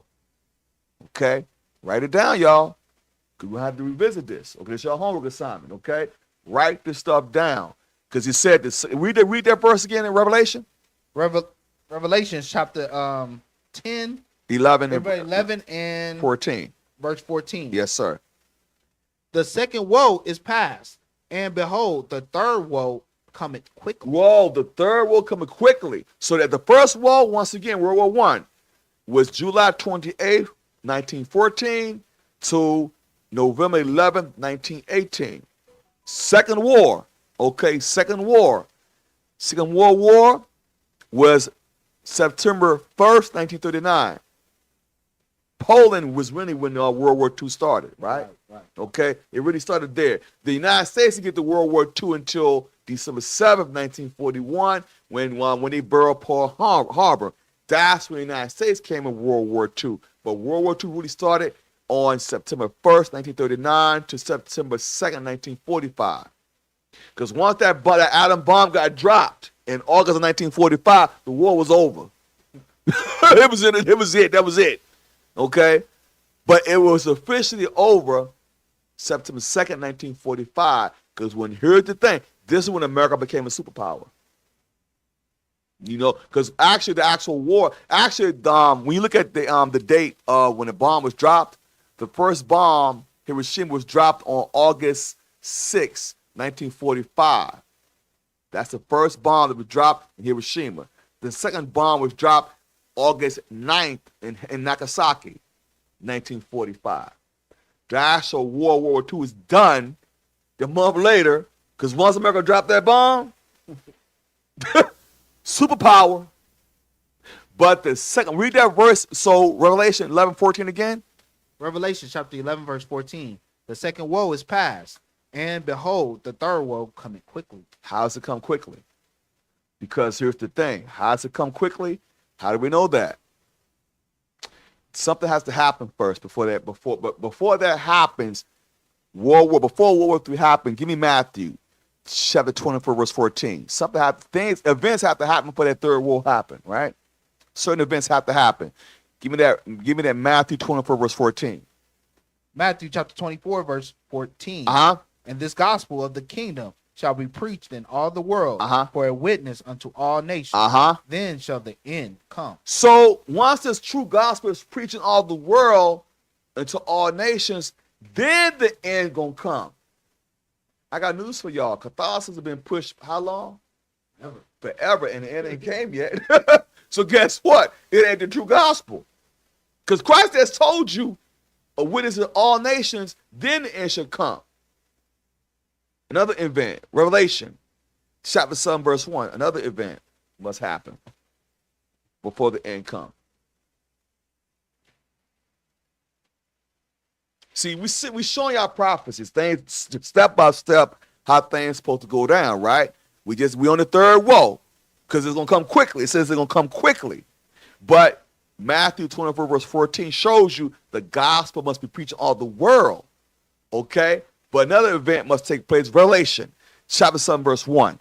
Revelation chapter 7, verse 1. And after these things, I saw 4 angels standing on the 4 corners of the earth, holding the 4 winds of the earth, that the wind should not blow on the earth. So here's the thing. So the 4 winds, if y'all didn't know, was war. They hold back World War III. Because the second war already was done. Now the third war will come quickly. But these events must take place. Go ahead, read. Nor on the sea, nor on any tree. So it must not. So don't hurt the people. Don't hurt the sea represents the people as well, and the trees represent the people. So don't hurt the people, right? Things must shortly come to pass. Read. And I saw another angel ascending from the east, having the seal of the living God. Seal. So what's seal? The seal of the living God. Okay, go ahead, read on. And he cried with a loud voice to the 4 angels, to whom it was given to hurt the earth and the sea. The judgment was to be set to come and hurt the earth. But it's a certain thing, certain events have to take place. He said, no, don't do it yet. Ain't that time yet. Go ahead, read, brother. Go ahead. Verse 3, saying, hurt not the earth, neither the sea, nor the trees, till we have sealed the servants of our God in their foreheads. So now here's the event. Now we recognize these events have to take place. The gospel they preach all the world to all the nations, because our people in all nations, right? That hadn't happened yet. Because as I checked, it ain't happened. So the real gospel hasn't been preached. Some brothers are trying. I give those brothers props for going overseas. But we have to do the same thing eventually, because we have to do our due diligence. But the gospel must be preached in all the world, then the end should come. But what they seal with, hold that, Isaiah chapter 8, verse 16. What should it be sealed with? Okay? Because it says when we go Revelation, when we read verse 3, it tells you, don't hurt the earth. And to have sealed the servants of our God and their forehead. What they seal with? Isaiah 8 and 16. Isaiah chapter 8, verse 16. Bind up the testimony. Seal the law among my disciples. Seal the law among my disciples. Go back to Revelation chapter 7 and verse 3 again, brother. Go ahead. Revelation chapter 7, verse 3, saying, hurt not the earth, neither the sea, nor the trees, till we have sealed the servants of our God in their forehead. Go ahead, brother. Verse 4, and I heard the number of them which were sealed, and there were sealed 144,000 of all the tribes of the children of Israel. These tribes are marked for glory, by the way. You go ahead and read them. Verse 5, of the tribe of Judah were sealed 12,000. Of the tribe of Reuben were sealed 12,000. Of the tribe of Gad were sealed 12,000. Of the tribe of Asher were sealed 12,000. Of the tribe of Naphtali were sealed 12,000. Of the tribe of Manasseh were sealed 12,000. Go ahead. Of the tribe of Simeon were sealed 12,000. Of the tribe of Levi were sealed 12,000. Of the tribe of Issachar were sealed 12,000. Of the tribe of Zebulun were sealed 12,000. Of the tribe of Joseph were sealed 12,000. Why I say Joseph? Why I say Joseph? And can anyone tell me? Because these are marked for glory. Because when we go to the ensign on the streets, you don't see Joseph on there, do you? Why don't you see? Why is there Joseph marked for glory? Why? Can anyone tell me? I'm going to see who's thinking. Because these tribes are marked for glory, right? Christ called these tribes to glory. But we go to the ensign. Where's Joseph at? Just want to see who's thinking. Where's Joseph at? Because we go to the streets with the ensign. Why is it saying that? Why is Christ saying these are marked for glory? Why? And where's tribe of Dan at? I was gonna say what is the tribe of Dan? Probably give a clue. Y'all should know. Come on, Watchmen. See who's thinking. Women can answer it too. Ladies, if you can take a shot at it, you single ladies. If you think you know, let me know. Just put it out there. If you think you know, put it out there. I'm gonna explain to you what it means. All right. So why I said Joseph? Okay. If y'all didn't know, Dan isn't there because Dan was a coward in war. He's dissolved within. He's dissolved within the tribes. But he's gonna get it. He's gonna get the kingdom. Why? Because you are who your father is. But because he was a coward, you can't take a coward to war. Okay. Make that clear. Just like historically. Get Dan out we get Dan out the way. We got Dan out the way. Now I want to know why. What is this about Joseph? There you go. Okay, Ephraim. There you go. Because Ephraim, Joseph, Michael has it. It covers through Ephraim. All right. Just keep it. But Ephraim's still marked for glory. Because he's under the stick of Joseph. Okay, y'all didn't know that, right? They make that clear. He under the stick of Joseph. Because when you go to Ezekiel 37. It explains it. The stick of Joseph, and the stick of Judah come together. That's why we carry the ensign in the camp. That's why people say it's 13 tribes. Thank you, Minister. That's why it can get confusion. Yeah. When you didn't read the history, you don't know what happened and how they was mingled in. Mm-hmm. Yep. People say they went to the end and where is Dan? Now the whole Bible is confusing, and now nobody want to believe things of that nature. You gotta read the history. There you go. To read, and you will find out that there was mingled. And I like what Yoel said. Yoel said Joseph encompasses Manasseh and Dan has a gate, but not part of 144,000, which is true. Okay, but Joseph does have the gate of. He's marked for glory. He's marked for glory. Okay, we see it because Christ saying he's marked for glory. All right. Now, we do know Joseph is Ephraim. Make that clear. So everybody know that. So we understand. We go back to we show the stick of Ephraim, right? Because we go to the stick of Joseph. He represents Ephraim in this context. So they mark for glory. I brought that out for a reason, everybody, because you may get questioned with them. You got the ensign out there at camp, all right? You might get questioned. So you have to be able to explain that to everybody, okay? Go ahead, read on Revelation. Of the tribe of Joseph was still 12,000. Of the tribe of Benjamin was still 12,000. Go ahead.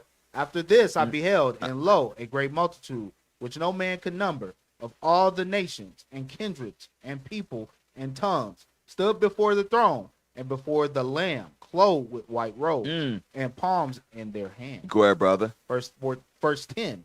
And cried with a loud voice, saying, Salvation to our God, which sitteth upon the throne, and unto the Lamb. And all the angels stood round about the throne and about the elders and the four beasts, and fell before the throne on their faces and worship God. Read on, brother. Saying, Amen. Blessing and glory and wisdom and thanksgiving and honor and power and might be unto our God forever and ever. Amen. Go ahead, brother. Verse 13. And one of the elders answered, saying unto me, What are these which are arrayed in white robes, and whence come they? So here's the thing. You're fighting for your robe right now. You're fighting for your true robe, right? And some of us are fighting for the 144,000. Some of us just want to make it to the kingdom. You know what I'm saying? Just be in the multitude. Right, just be in the multitude, y'all. Some of us fighting for 144,000. Some of us fighting just to even make it. Okay, just get your white robe. That's what you want, your white robe. Read on, read. Go ahead, read. Verse 14. And I said unto him, Sir, thou knowest. And he said to me, These are they which come out of great tribulation and have washed their robes and made them white in the blood of the Lamb. That's by applying commandments. You went through great tribulation, through wars. All these things you fought. Some of us died in this, okay? servants of past time have died for this. Okay? They get their robes. Go ahead, read. Go ahead.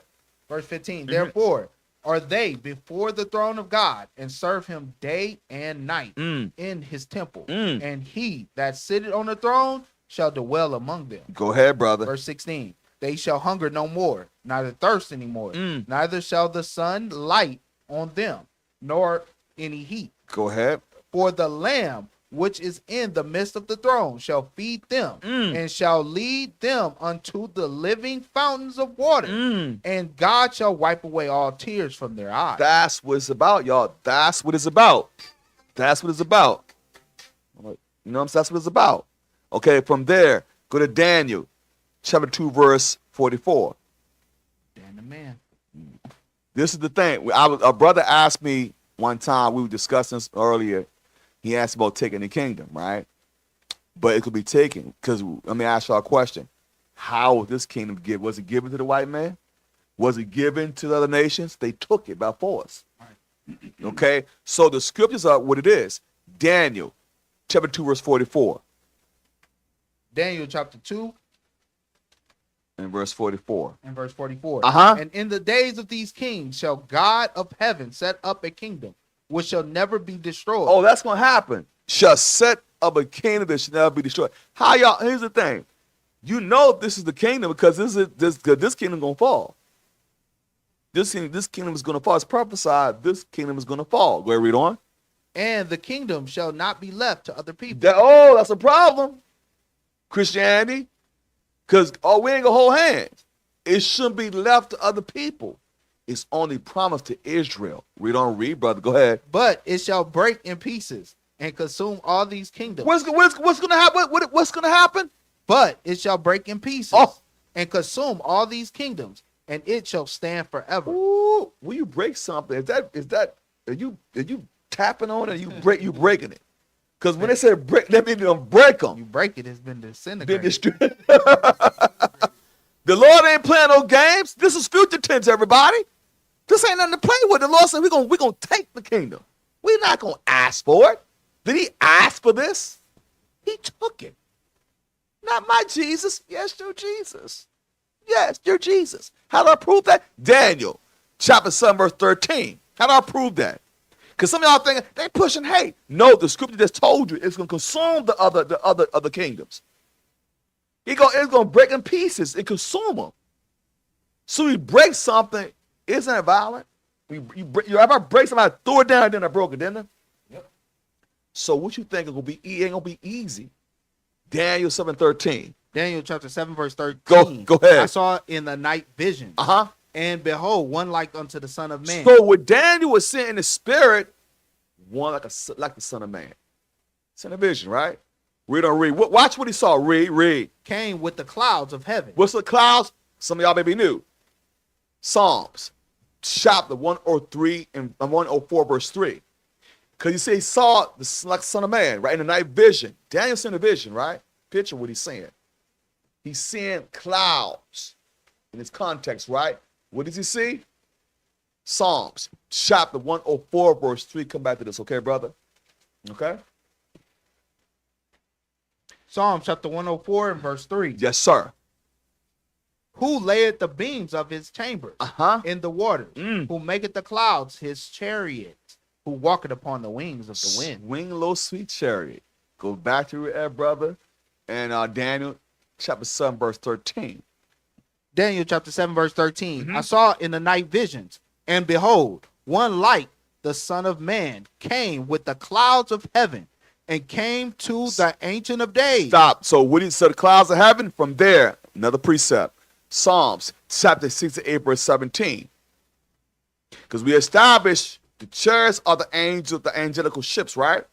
So Daniel's seeing in a vision, a night vision, by the way. He's seeing the Son of Man, which is Christ, with the chariots. He's in the midst of it. How do we prove that? Psalms chapter 68, verse 17. Psalm chapter 68, verse 17. Go the ahead. chariots of God are 20,000, even thousands of angels. And the Lord is among them, as in Sinai, in the holy place. Go back to where we're at, brother, in Daniel 7:13 again. So now you see the vision, right? Daniel was seeing a great vision. A great picture what he's saying. A great vision. Read on, read. Daniel chapter 7, verse 13. And I saw in the night vision, and behold, one like the Son of Man came with the clouds of heaven. All the chariots. Read on. And came to the Ancient of Days. Okay. The Ancient of Days, y'all, is the Most High himself. Why? Because it has no beginning and no end. He said the Ancient of Days did sit, right? That this is the Most High. We don't read. Go ahead, read on. And they brought him near before him. And they brought. Go ahead, read on, brother. Verse 14. And there was given him dominion and glory and a kingdom that all people, nations, and languages should serve him. They're gonna serve him with the Israelites. We're gonna be the ruling class. They're gonna serve us the same way we serve them today. We're gonna rule with Christ. Keep that in mind, everybody. It won't come by observation. I promise you that. Then let me say this. Yes. Man. For anybody out there listening, anybody that hear this, even if you didn't believe, and we're saying something that's showing you this is future prophecy, something that is going to help you, something that's going to make you overcome, something that's going to make you be on top of everybody, man. Now you should start believing, man. I don't care about nothing else. But right now you should start believing, because we're talking about in the end times, this is what you're going to receive. That you're going to be on top of everybody. Yes. Aren't you tired of being at the bottom? Think about it. Thank you. Look, you put it perfect. Because I asked the sister one time, I said, sis, do you want to rule? No. I said, I said, wait a minute. I said, hold on. I couldn't believe it. I said, hold up. Let me make sure you didn't hear the question. I said, do you want the rule? I had to bring it down like elementary school. Maybe you didn't hear it correctly. I said, maybe you didn't hear me. I said, sis, do you want the rule? She was like, no. What was that? I said, let's keep teaching. That's how, like you said, minister, should you want to get the rest from the Most High God? Listen, read it again. Daniel chapter 7, verse 14. Go ahead. There was given him dominion and glory and a kingdom that all people, nations, and languages should serve him. They're going to serve you, Israel. Read on, read. His dominion is an everlasting dominion. Everlasting. We just read you about in Daniel 2:44. Our kingdom going to consume the other kingdoms. A hostile takeover for real. Okay? Consume them. Rule them. Like they ruled us righteously, though. Read on, brother. Go ahead, read. Which shall not pass away. It will never pass away. This kingdom right here going to pass away. This kingdom is going to pass away, everyone. We just showed y'all prophecy. This place going to decline. That's what they worried about. That's what they worried about. Oh, my God. They got nukes. Yeah, they got nukes. Yeah. Y'all created them, though. Y'all created these weapons. How do I know that? Give me Isaiah 54, verse 16, bro. Y'all created the madness. Now you worried about it. You know what I'm saying? You created the madness. Now you worried about it. How do we prove that? Isaiah chapter 54, verse 16, bro. Y'all created the boogeyman. Now the boogeyman gonna come get you. You created it. Now you worried about it. Isaiah chapter 54, verse 16. Go ahead, brother. Behold, I have created the smith that bloweth the coals. He created this man. He created it. Go ahead, read on. In the fire. In the fire. Go ahead, read on. And that bringeth forth an instrument for his work. What's the instrument? The nuclear bombs, bro. Y'all created this. Who thinks of stuff like, you know what we're going to do? Tell you what we're going to do, bro. We're going to dig 500 miles to the ground, get some uranium, and make a war, make a bomb to blow everybody up, including ourselves. Who thinks like that, everybody? The boogeyman was created. Y'all created it. Now y'all worried about it now.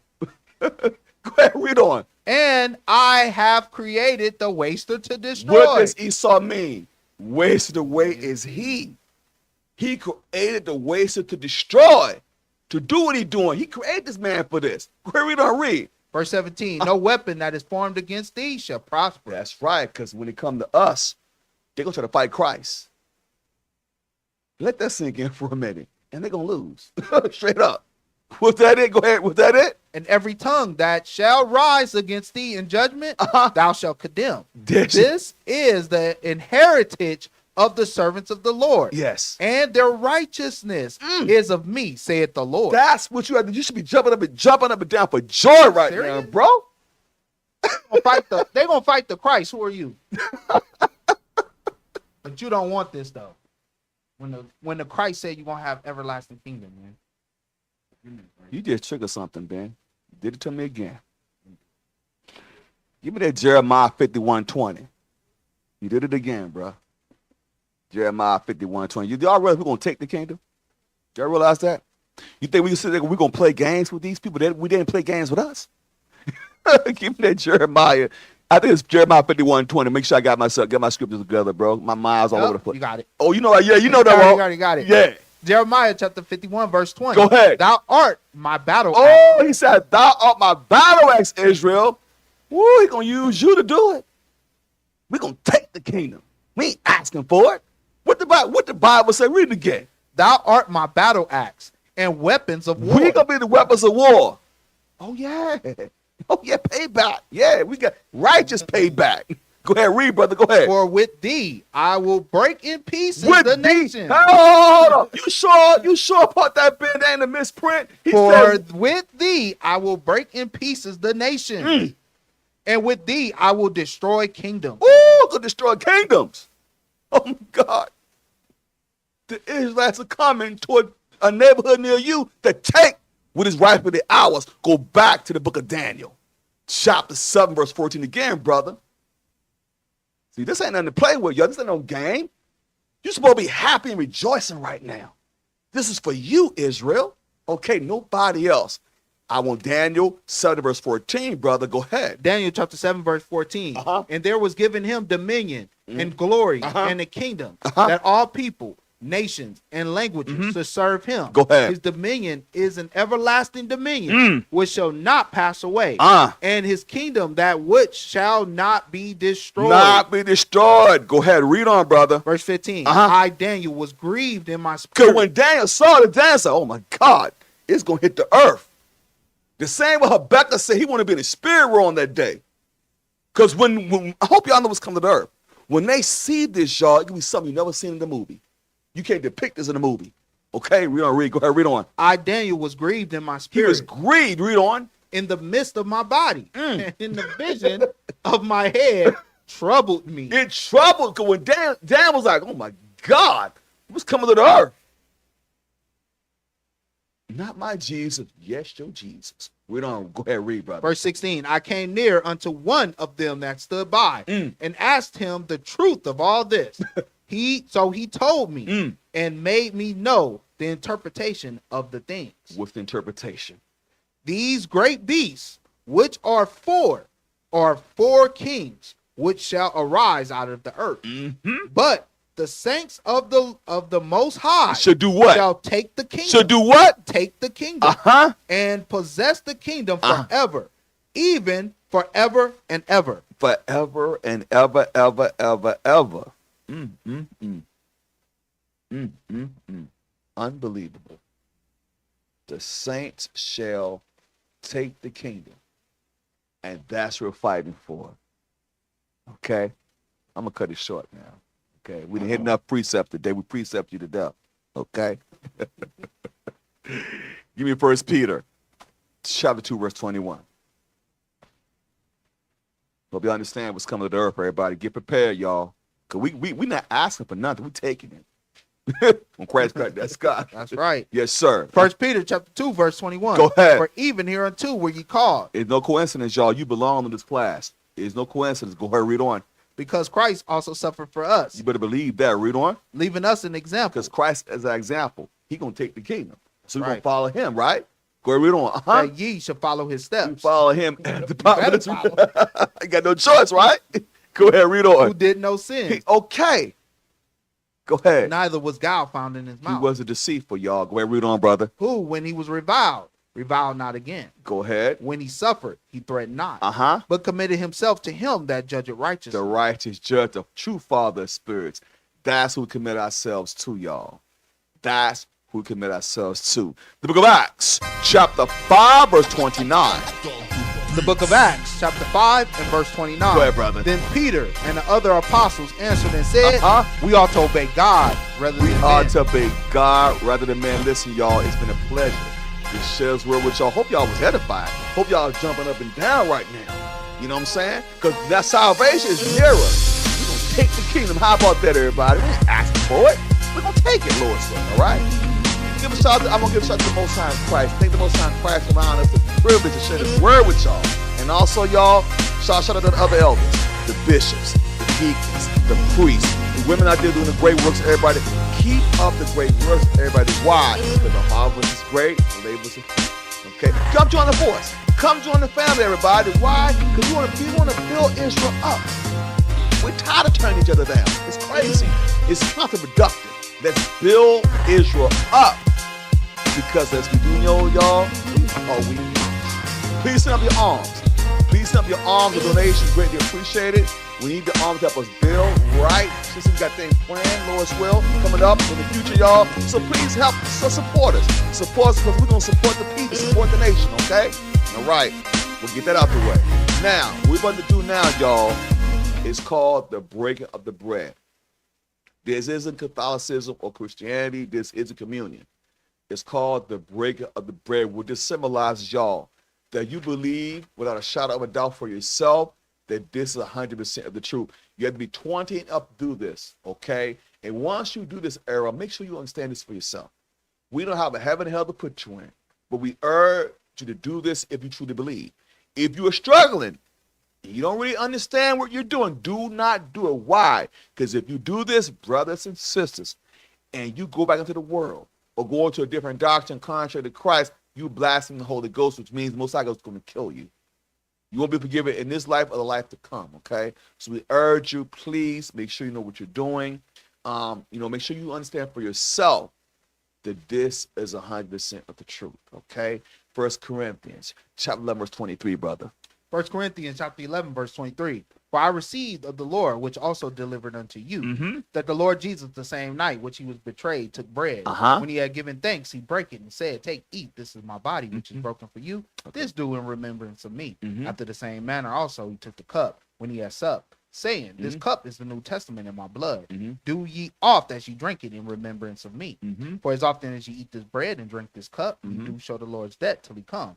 Wherefore, whosoever shall eat this bread and drink this cup of the Lord unworthily shall be guilty of the body and the blood of the Lord. But let a man examine himself, and so let him eat of that bread and drink of that cup. For he that eateth and drinketh unworthily, eateth and drinketh damnation to himself, not discerning the Lord's body. Verse 30. But this cause many are weak and sickly among you, and many sleep. Okay, so once again, y'all make sure you know what you're doing. May the Most High Christ bless you all. Pray y'all enjoyed today's class, enjoy last class. Hope y'all enjoy all the things. Listen, Lord, just be happy you're alive. Right. In your right mind. You could be crazy right now, okay? But you have an opportunity to get the kingdom. You're supposed to be rejoicing right now, okay? All right? So once again, brothers and sisters, I'm Brother Raphael. And to my right, until next time, we say shalom. Chapter 11, verse 1. I say then, has God cast away his people? Has God cast away his people? You so-called blacks and Hispanics, the Israelites, have God cast away his people? Read, God forbid. Meaning no, God has not cast away the Israelites. Read. For I also am an Israelite. Paul said, I also am an Israelite. That's the New Testament. Read. Of the seed